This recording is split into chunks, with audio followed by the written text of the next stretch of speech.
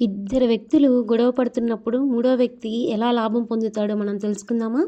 అనగనగా రెండు పిల్లులు ఒక రొట్టె ముక్క కోసం దెబ్బలాడుకుంటూ ఉన్నాయి. నాదంటే నాది, నాదంటే నాది అని గొడవ పడుతూ ఉన్నాయి. ఆ పిల్లుల్ని ఒక కోతి చూసింది.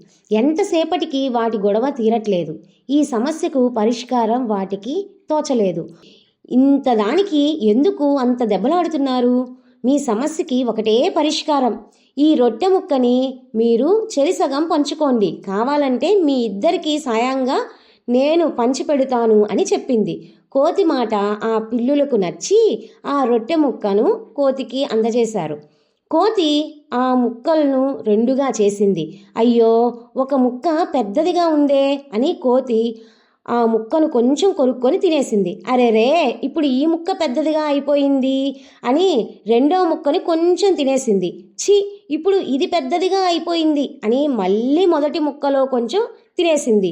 ఇలా కొంచెం కొంచెం చేసి మొత్తం రొట్టె ముక్క కోతి తిని తుర్రుమని చెట్టెక్కి పడుకుంది.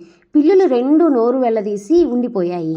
నీరసంగా వాటి దారి అవి వెళ్ళిపోయాయి. అందుకే పెద్దలు మనకి ఎప్పుడూ చెప్తూ ఉంటారు, ఇద్దరి మధ్య గొడవ పడినప్పుడు లాభం ఎప్పుడూ మూడో వారికి చెందుతుందని. ఈ కథ వల్ల మీరేం నేర్చుకున్నారో కామెంట్ చేయండి. నచ్చితే సబ్స్క్రైబ్ చేసి లైక్ చేయండి.